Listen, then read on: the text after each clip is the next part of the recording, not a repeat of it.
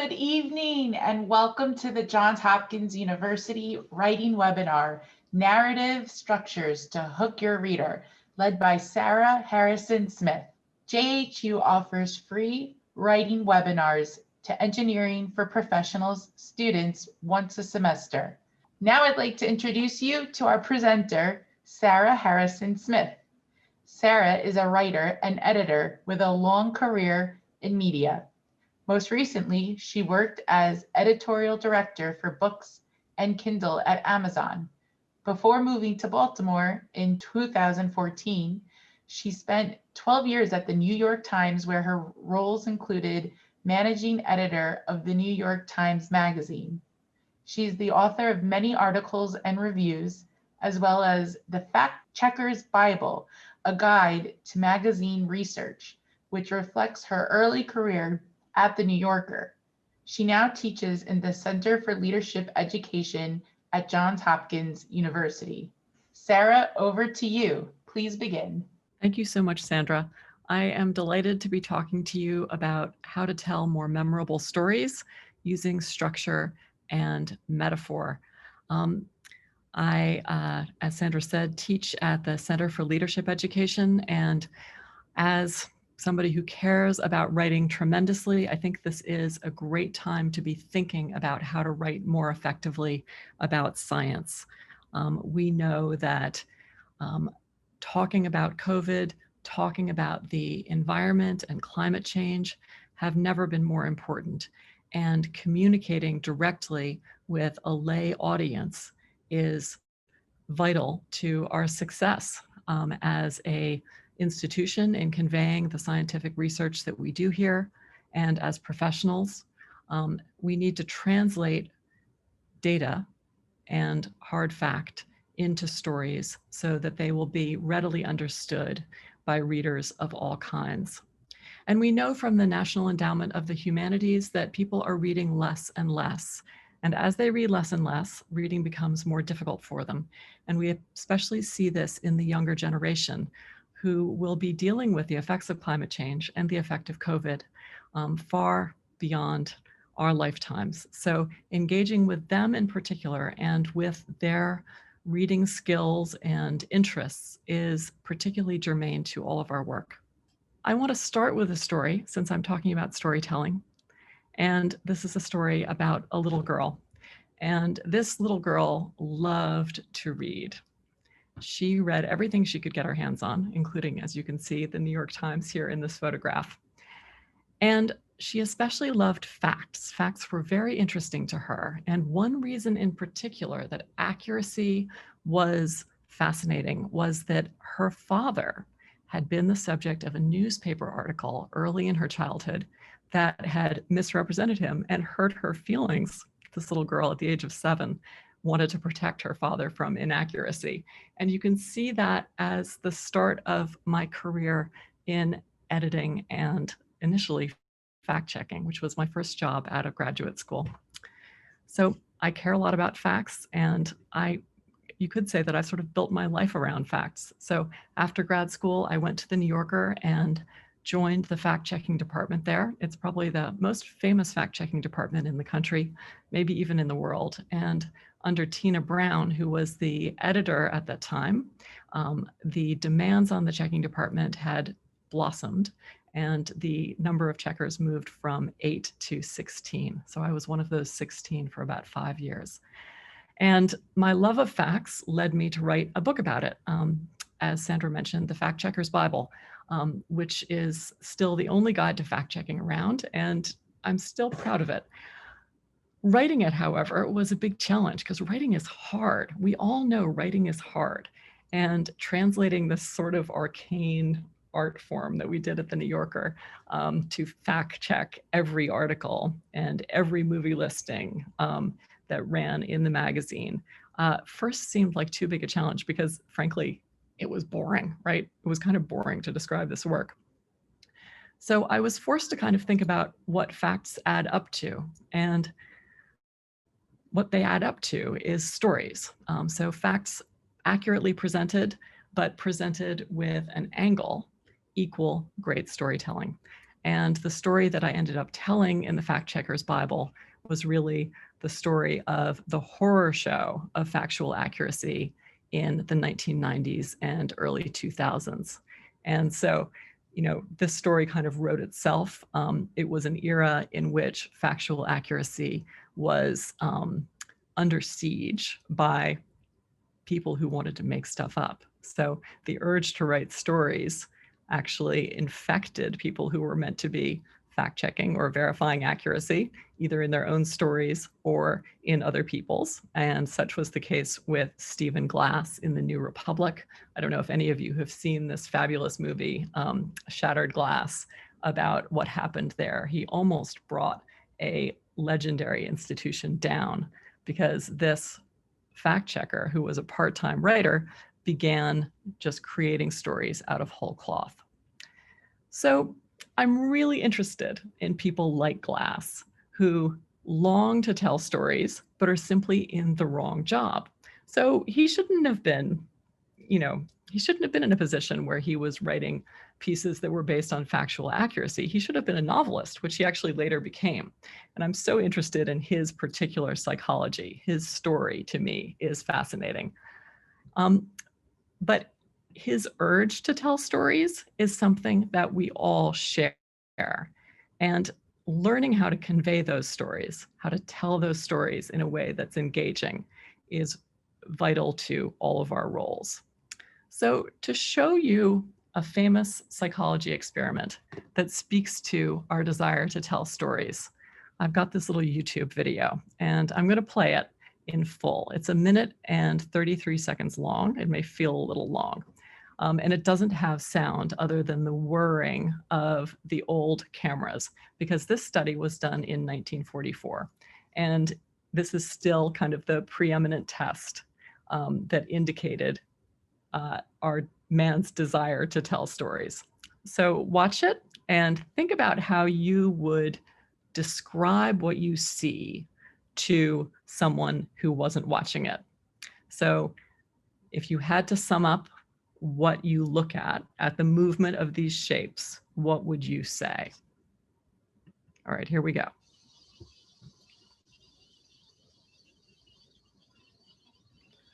So as you can see, there's no text.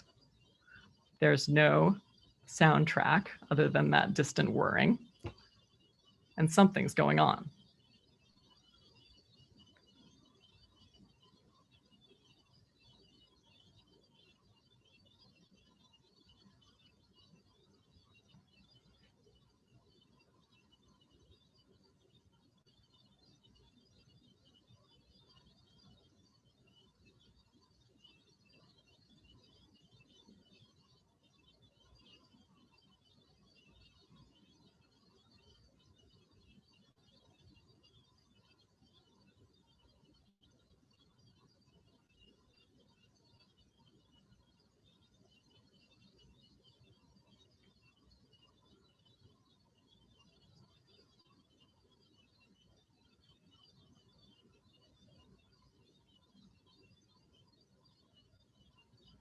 All right, it's just coming to an end.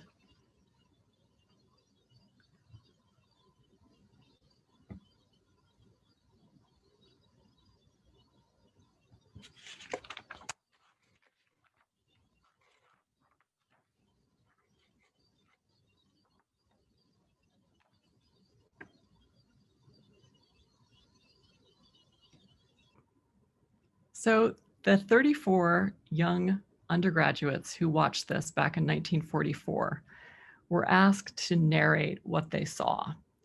And this is one version of the narration. A large solid triangle is shown entering a rectangle. It enters and comes out of this rectangle, and each time the corner and one half of one of the sides of the rectangle form an opening. Then another smaller triangle and a circle appear on the scene. The circle enters the rectangle while the larger triangle is within. So there we have a super literal description of the beginning of that video. And it doesn't attempt to create any metaphor or analogies out of what the viewers see. It's just a straight description of what those triangles and the circle are doing. So let's see another description that one of those undergraduates came up with in 1944. A man has planned to meet a girl, and the girl comes along with another man. The first man tells the second to go. The second tells the first, and he shakes his head. Then the two men have a fight, and the girl starts to go into the room to get out of the way and hesitates and finally goes in. So you could say that that's a very formative version of what we saw on screen. And remember, these were young female undergraduates in 1944 at Smith College. And so some of them saw the world this way. This is how they interpreted those objects moving on a screen. They told a story about it that fit in with some kind of romantic scenario. So my question is, which story would you choose? So think about that for a minute. If you had to describe after this lecture, that video that you watched, which of those two versions of what we saw would stay with you and be something that you could draw on to narrate to whoever you chose to describe it to? So I can't see your responses, but I have a guess at which you would choose, because we know that among the Smith College students, only 1 out of 34 chose to narrate the story or that scenario using the description of triangle, circle, and rectangle. And all the rest, the other 33, chose to describe it in storytale form with that romance story structure. So we know they were given no prompt to do this, but we know that most human beings, based on this study, will try to create a story and try to create analogy out of really something that doesn't necessarily indicate it, right? And we know as scientists that we don't want to project onto science as we find it. On the other hand, we do need to translate science and translate data for an audience that will remember it better through the prism of storytelling.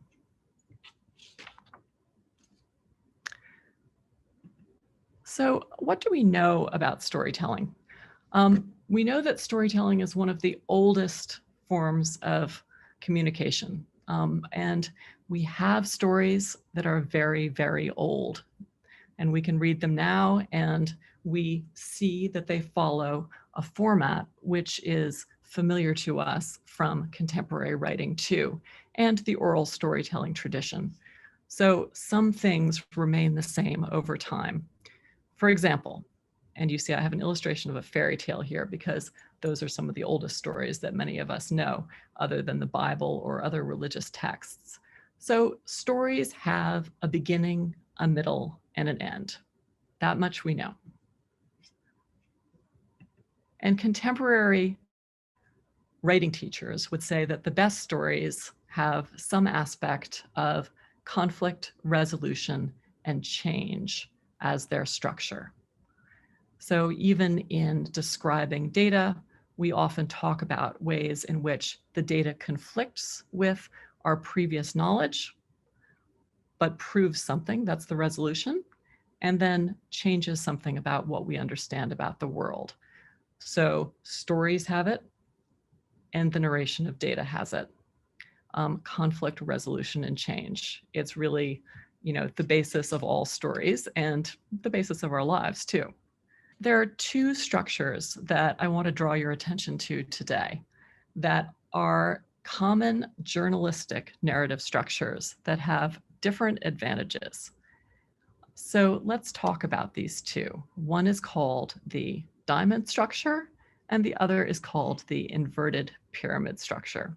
So the inverted pyramid, as you can see from this illustration, has a broad top and a point at the bottom. And that is indicative of the way that the story is written using the inverted pyramid structure. The diamond structure, however, as you can see, has a point at the bottom and at the top, and the broadest part of it is somewhere in the middle. And that is indicative of the way that you structure a story using the diamond structure format. So with the inverted pyramid structure, the most important information comes at the top, then comes supporting information, and finally details. And many people say this is kind of in diminishing order of importance. So the history of the inverted pyramid is widely believed to come from the days when writers telegraphed in their stories to their editors at newspapers who might be far away. So if you were a war reporter working in, say, France during the First World War, you would have to telegraph your story about the latest updates on the battlefield. And there was always the chance that you would be cut off because communication was very difficult then. So one theory of why we all started writing in the inverted pyramid structure was that journalists reporting from the field would get in the important information right at the top of the piece. They would dictate that over the telegraph. And then as they went on, they would know that they had diminishing likelihood of being able to fully report the rest of the story. So they would, put the least important stuff at the very end. And if the reader didn't make it, if the telegraph line didn't make it, that's okay. And the structure was also meant to be a boon to editors because in those days of lead type, editors had to fit stories to a very particular space. So 4 inches of column space, right? Maybe for a story on the front page. And they would simply trim from the bottom up rather than trimming from the middle or trimming from the top. So you'd put in the important stuff first, and then you would just figure you would cut from the bottom up, and it wouldn't really matter because all the detail was at the bottom, but the important part of the story, the breaking part of the story, would be at the top. And the inverted pyramid is still the structure of choice for most science writers. And you'll see it in newspapers too, but it is absolutely the preeminent mode of communication if you are writing a report about a new study or you are announcing new data results or the results of research. So the inverted pyramid is still used for that kind of telegraphing of information. And it has still the same advantage that a reader who comes to this kind of structure can read the most important takeaway at the top of the piece and then not be bothered if she or he doesn't want to read the rest of the story. So great, unless of course you actually want to hold on to your reader. So let's see. The diamond structure is different. As we said, it starts small, it goes broad, and then it gets small again in keeping with the diamond structure. So a writer who is writing in the diamond structure begins with a hook, which is sometimes an anecdote or a quotation or a personal story about a character in the reporting, which could be the scientist doing the work, or it could be somebody whose life is being changed by the science. But generally it starts with something personal and immediately engaging. So if you want to grab your reader, that hook start, which doesn't tell the whole, news brief, but introduces it gently through a character or an anecdote, is a great way to grab a reader who may be reluctant to actually read the story. So if you want someone to read your story, consider starting with a hook. Then in the diamond structure, the hook is followed by some kind of context. So that's the sort of broadest swath of the diamond where it's widest. You've got history there, why the story matters, maybe deeper historical context. This is the place where you can put that. And then towards the end of the piece, the author is going to return to that hook, the quote, the character, the person that she or he is focusing on, maybe the scientist, or to that personal story. So if you think about it a little bit like a meal, I teach food writing too, so I guess I tend to think about things in terms of meals.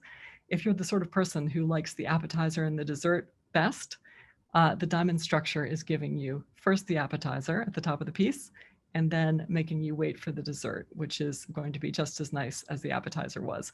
And if you don't care so much about the context and the history, well, that's in the middle and you can breeze through it. So I see the diamond structure as one of the most accessible ways of communicating science writing or any kind of research information because it's very palatable. You've got the spoonful of sugar at the start, and then you've got your dessert at the end. So let's look at a couple of examples of how these two structures will introduce a story. So I took these from recent articles, and let's see. The first of these is about new research on slow lorises, you know, those adorable furry creatures. So this is from the October 19th issue of Current Biology. And this is the inverted pyramid structure, except that I've put my triangle upside down, I'm sorry. So it's starting broad, and this is just the beginning of the piece. So it's gonna stay broad. So the beginning reads, slow lorises possess a venomous bite that can injure humans and other lorises. The venom consists of oil from the brachial gland that is mixed with their saliva. The main symptoms of the venom in slow lorises are characteristic wounds, unlike any other seen in primate taxa, usually affecting the head, where an animal loses large patches of fur and skin, the hands and feet that can lead to digit loss, as well as the eye that can lead to blindness. Other symptoms include emaciation after wounding, anaphylactic shock, and death. Symptoms also reported in humans being bitten. So that is the scientific introduction to this new research on slow lorises and their sometimes fatal bites. So let's look next at an example of that same information being translated through the diamond structure. So this is a classic diamond structure introduction to the same data. This is from the New York Times. With their bright saucer eyes, button noses, and plump fuzzy bodies, slow lorises, a group of small nocturnal Asian primates, resemble adorable living stuffed animals. But their innocuous looks belie a startling aggression. They pack vicious bites loaded with flesh-rotting venom. Even more surprising, new research reveals that the most frequent recipients of their toxic bites are other slow lorises. This very rare, weird behavior is happening in one of our closest primate relatives, says Anna Nakaris, a primate conservationist at Oxford Brookes University and lead author of the findings published Monday in Current Biology. If the killer bunnies on Monty Python were a real animal, they would be slow lorises, but they would be attacking each other.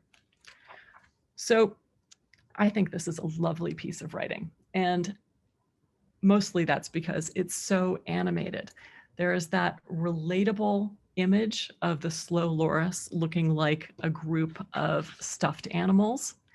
And then, of course, the flip side, which is that their looks belie their viciousness. And then this fantastic quote from the primate conservationist, Anna Nakaris, in which she compares the slow lorises to killer bunnies on Monty Python. So thinking about a lay reader encountering this information in two different forms, you can imagine the different responses that the two different forms would garner. So the first, dry, accurate, still fascinating, right? I mean, this is really interesting stuff, regardless of how you package it. But the second, immediately engaging. And that's partly because of use of metaphor, the comparison to stuffed animals and to the killer bunnies on Monty Python, and partly because of the way that it starts with a detail.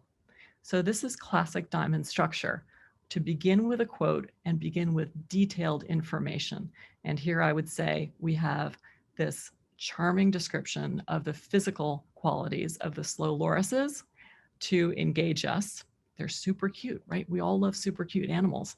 And then the great quote from the researcher. And we're interested in the researcher. She comes up with this great analogy, right? Already she's a person. And so that is deeply engaging. Let's look at another example of this kind of comparison. So the first is actually from our own Johns Hopkins Hub, which I love. I think the Hub is so fascinating and such a great way to convey information about all the fabulous stuff that is going on at the university. So this research, which is encapsulated in this article, is introduced this way. Americans strongly reduced their visits to grocery stores, pharmacies, and transit stations following stay-at-home orders from mayors and governors earlier this year, but did not reduce their visits to parks and beaches, according to a study co-authored by a researcher at the Johns Hopkins Bloomberg School of Public Health. So that first paragraph of the Hub article is classic inverted pyramid because it gives you the whole big news story right at the top in those first few sentences. So frankly, I have no motivation to go on and read any more about that story or to discover nuance that might be revealed later or discrepancies in the study because I have it all, right? Those first few sentences are telling me the whole takeaway. So it's really useful because all I need to do is read those couple of sentences. And it's also a disincentive to reading further. So I would not expect many of you in the audience to continue to read this article. You've got it all.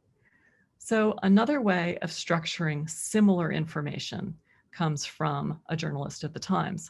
So I have to preface this by saying that this does not actually speak to the same study. So this is just another way of presenting very similar information, which is about people choosing to go out or not go out based on COVID restrictions.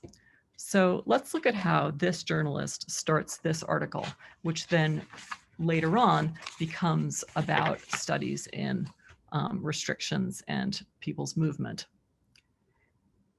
It has been about 2 weeks since the Illinois governor ordered residents to stay at home, but nothing has changed about Adara Benjamin's responsibilities. She gets on a bus nearly every morning in Chicago, traveling 20 miles round trip some days to cook, clean, and shop for her clients who are older or who have health problems that make such tasks difficult. Miss Benjamin knows the dangers, but she needs her job, which pays about $13 an hour. She also cannot imagine leaving her clients to fend for themselves. They've become my family, she said.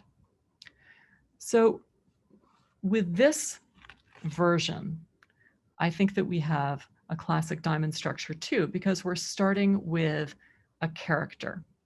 So yes, the first sentence is about the context and this governor's order for residents to stay at home. But we move quickly within that first sentence to a particular person, Adara Benjamin, the woman who is traveling so far to look after her older clients. And then we move to details about her wages and details about her feelings about the people she works for with a quotation. So she becomes a very real character. We understand immediately how hardworking she is. She commutes for so long and she's only making $13 an hour. And she is also a person that we feel is nice because she says this lovely thing about the older residents who rely on her. So this is a piece that invites us to find out more. So as I said, it goes on to become more factual and more data-driven, but this introduction immediately engages us and makes us think that we would like to know more about this woman and her situation, and then learn about the context at greater length farther on. So I think that this is, again, a very attractive way of bringing people to the same kind of information as the inverted pyramid structure does. and it's so much more palatable. Let's move on. So why do we care about people more than facts? Well, cognitive scientists believe that sociability is the key to how the human mind functions, that we really are meant to be living in groups of people, and our social relationships are more important to us than anything else. So even if we're only looking at somebody's life in a newspaper article, we care much more about that than we do about facts. We are less rational than we are emotional and sociable. And I feel that that should guide us in how we approach writing about the sciences. We should start with that knowledge in mind, that people really care about other people more than they care about facts. And that's one of the reasons why they're so unpersuadable often about facts that in fact exist objectively in which they ought to trust, because it isn't presented to them in a kind of social context. Readers also love the diamond structure. And the diamond structure grabs our attention with the hook. That's the part we can relate to. And we stay around to read the end of the piece because that hook comes back again at the end. So when I compared it to a meal with something nice at the beginning and something nice at the end, we kind of know that that's coming. We're waiting for that character to come back in again at the end. And often a skillful journalist will, after introducing a character at the start of a piece with a quotation or an anecdote, some detail about their life, will abandon them completely during the middle of the story and then come back to them only at the end. So you really do get your reward for your curiosity about that person socially.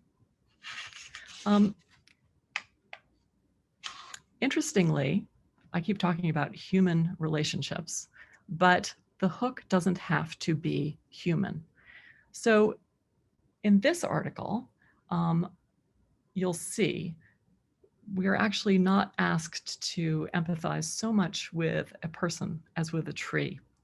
So let me read you the beginning of the piece, and then we'll scoot down to the end. Sometime in 1989, Herbert Darling got a call. A hunter told him he had come across a tall, straight American chestnut tree on Darling's property in western New York's Zoar Valley. Darling knew that chestnuts were once among the area's most important trees. He also knew that a deadly fungus had all but wiped out the species more than a half century earlier. When he heard the hunter's report of having seen a living chestnut whose trunk was 2 feet thick and rose to the height of a 5-story building, he was skeptical. I wasn't sure I believed he knew what one was. So the tree has this kind of mythical quality, which is engaging us in this story about the conservation of chestnut trees. So this is a really long piece from the New York Times Magazine, but here's how it ends.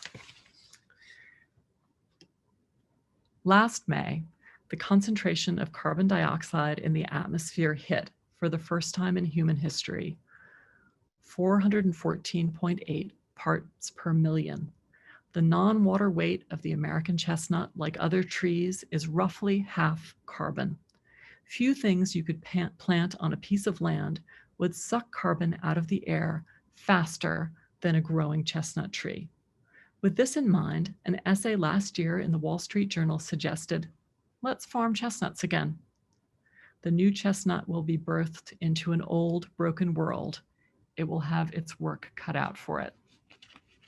So here you see that by anthropomorphizing the tree, we have the classic diamond structure, but the hook and the closing part of the story are related to a tree and not a person. So the author has nicely led us to imagine the tree as a kind of hero living in the forest, undiscovered initially, and then later having to be born into this terrible climate emergency and to do its work absorbing carbon. So the tree as hero is what we see here. So it's a charming example to me of how we can anthropomorphize science successfully to engage our readers' emotions and their sympathies so that they will actually read this full article about the mythical chestnut tree in Western New York State. So I'm very interested in whether or not the affection for the diamond structure that journalists profess, I teach it and I prefer it to the inverted pyramid, hands down. I'm curious about whether it's actually borne out by scientific inquiry. And I was fascinated to discover research into this very question. So I hope that all you scientists will be perhaps more convinced by this data than you were simply by the pleasures of reading the different approaches to the same news stories. So this is from Journalism Studies, and that is a peer-reviewed journal about journalism, obviously. And in this article that I'm quoting, they're talking about a host of studies that look at what keeps readers engaged in news reading. So they looked at readers of all ages. And so as we know, reading is declining among the young, and we expect more reading and more comfort with reading from older members of the public. And that is in fact the case borne out by this research. So the affection for the diamond structure is stronger among young readers than it is among older ones. So the quote from this study in 2017 is, "Recent research has demonstrated the superiority of storytelling presentation." Now by that they mean the diamond structure. So recent research has demonstrated the superiority of storytelling presentation in terms of information transfer, audience appeal, and engagement as compared to the conventional and dominant form of structuring news stories non-chronologically, the inverted pyramid structure. So this was really marked in younger readers. And the reason that I focus on that particularly is that they are the readers of tomorrow. They're the people that we need to convince of good science so that they will perhaps convince their elders, but also carry that knowledge with them into the future. So they want this kind of storytelling, and I think we should give it to them if we want them to read our pieces and to understand the science. So why do younger readers prefer the diamond structure? So there are two primary reasons. The inverted pyramid structure takes up too much, quote, cognitive load. That just means it's too hard to understand. So younger readers don't like that. It's too challenging for them, and they're not going to read it. So if you want to engage those younger readers, you've got to use your diamond structure to lure them in. Additionally, the study found that the diamond structure gives the feeling of being transported into the story. The ability to become transported into or become engaged in narratives is presumed to be evolutionarily beneficial as a product of a human skill to envision possible future events and to plan future responses. Climate change, anybody? In turn, the feeling of being transported into a story leads to positive evaluations of that story. So translating that for us, that means that if we can present science and data in a narrative format, not only will our young readers engage with it and understand it better, but they will also have a more positive view of that data and the story that they're being told in this diamond structure format. So as we think about how we can best persuade our readers to take our work seriously and to be influenced by our findings to change the things that they do in their everyday life, whether it's decreasing their carbon emissions, or wearing a mask, or washing their hands, or taking any number of hints and suggestions from the science that we do here at Johns Hopkins, we need to remember this. We need to format it in a way that is proven empirically to appeal to them and to influence them. So back to stories just for a minute.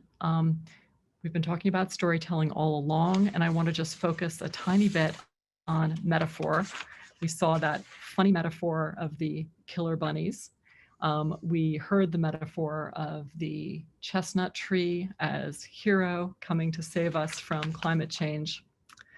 And I think it's important to talk about metaphors and storytelling as allied. We understand this instinctually. When we read a fairy tale to a child, we understand that when Little Red Riding Hood is followed home by the big bad wolf, he isn't necessarily a wolf, right? We all know that. Even a 5-year-old listening to that story does not necessarily believe that the wolf is a wolf. A wolf is easily understood by any listener. You don't have to say that the wolf is big, scary, and has sharp teeth, because of course he does. He's a wolf. As Caleb Scharf wrote in The Scientific American, science writing relies on analogy. He said, subjects like astrophysics, mathematics, microbiology, or quantum mechanics, or for that matter, any scientific field, are built upon dryly quantitative facts. They are also, if taken to a sufficiently deep level, beyond our direct physical experience. He goes on to say, but the simple truth is that scientists themselves constantly make use of analogies, metaphorical devices, and similes. Sometimes it's the only way to build an intuition for a problem by relating it to something else. We can sometimes get it wrong, he says, but it's worth it for all the times we get it right. So look for concrete examples from the natural world, images whose shapes and impact readers understand on an almost intuitive level, the big bad wolf, if you like. Integrate these natural metaphors into a diamond structure piece. You'll engage your readers' imaginations and transport them into a story they will care about. So thank you so much for listening to me trying to convince you of the benefits of using the diamond structure in your narratives. I am eager to hear what questions you might have. So please put them in the chat and I will answer them as best I can. And I'm going to get to the first question that was referenced. Sarah, you mentioned the cognitive scientist about sociability and how people prefer storytelling because they listen for the social components. Can you share the source for that quote? Yes, so that is from a New Yorker, a very recent New Yorker article actually, about why we are resistant to rational argument sometimes and how to work around that. I want to mention another question from Josiah. He's writing a book, and so he wanted to ask what your advice would be to writers of nonfiction books in using the diamond structure and beyond an article. Yes, so I mean, if you think of a book as a series of articles instead of chapters, that might be helpful to you in thinking about using the diamond structure. But I would say that beginning and ending each chapter with a linked anecdote or quotation or reference to a character who you have created in the piece can be a really affecting way to keep people reading. Thank you, Sarah. Another person posed about they were surprised to learn younger people prefer the diamond structure in the thought that we live in such a fast-paced society. So wouldn't today's readers prefer quick read, but understands the cognitive overload? So that was just something to mention. Would you care to respond to that thought, or? Yeah, it's interesting. I mean, I definitely think that, we all love Twitter, other forms of social media, and the medium becomes the message. If you can only write in 140 words, well, that's the story. And many young people won't go beyond that. They'll just grab the headline and maybe the subhead and put that in their pocket and not be interested in the rest of the story. I think that's really the problem. But when they're presented with a longer form piece, their preference is clearly for the diamond structure, because it's so appealing. We all want to read about other people. I can certainly agree with that. Sure. And this is a pretty technical question. Troy wanted to know what might be a quote reasonable general ratio of the appropriate use of metaphor in general science or tech writing versus objective writing. So too much metaphor is a bad thing, right? I mean, we get overwhelmed by it. And people play block that metaphor if a metaphor shifts in a sort of chimerical way from its origin. So first you compare something to a wolf and the next minute it's, a leaf fluttering in the wind. No, you can't do that. What you really want to do is to introduce a metaphor as a way of helping the reader to understand a more complex issue, or say the movement of hormones in the body. You might find a metaphor for that they could understand. You often hear on the radio is a great place to listen to scientists talk about their work in a really compelling way, because they're forced to use words to describe something that they might otherwise draw or show you a diagram of. You'll hear, tree metaphors, branches.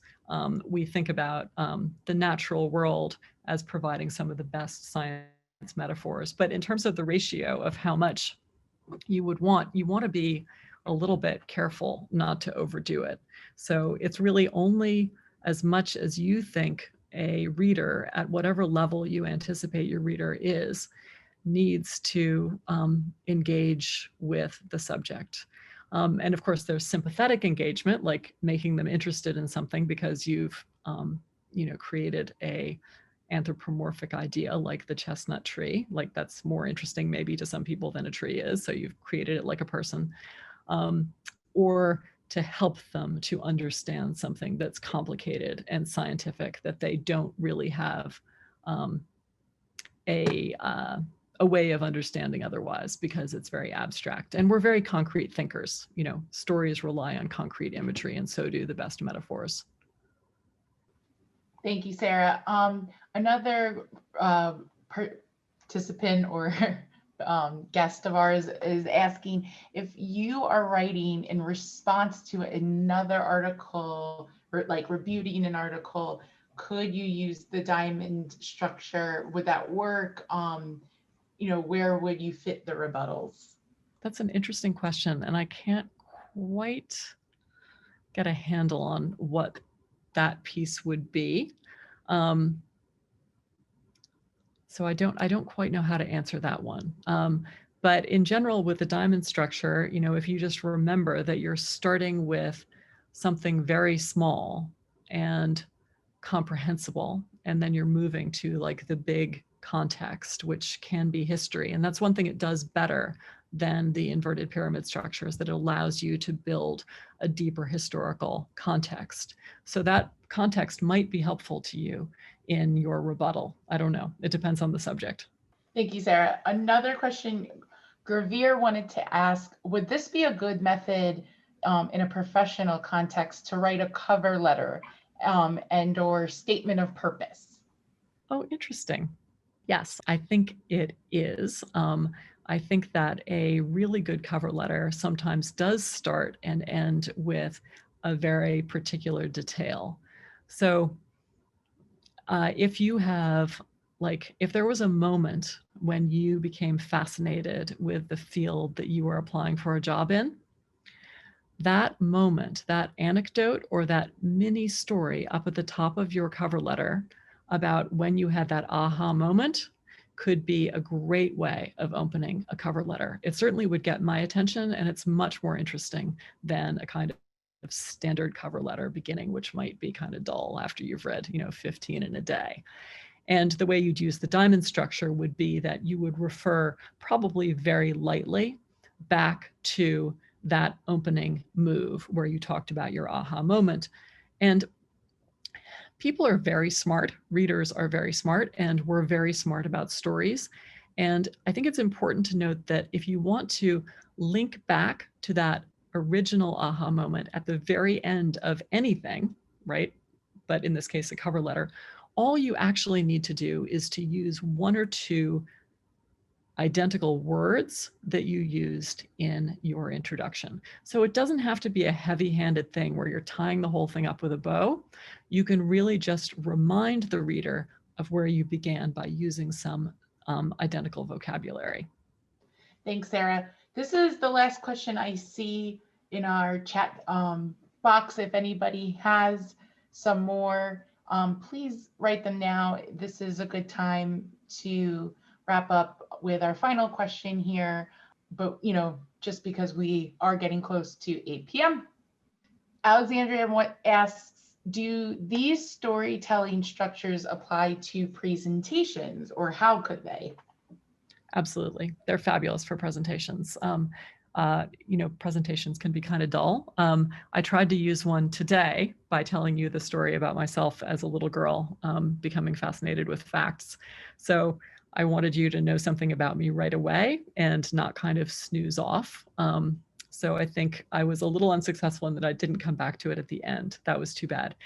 But I tried to introduce circularity by having the same photograph of the people gathered around a fire to create a little bit of parallelism at the beginning and the end. And I'm not saying that, the presentation is like a model, but I'm saying that you can absolutely give a presentation that starts with something small. And I do think that you will engage your readers more successfully that way.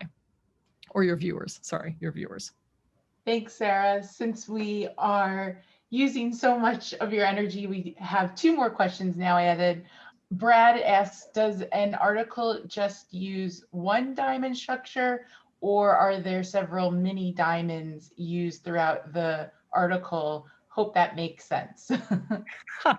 So I'm really talking about a relatively short article, although the tree piece, the chestnut tree piece, is a lot longer.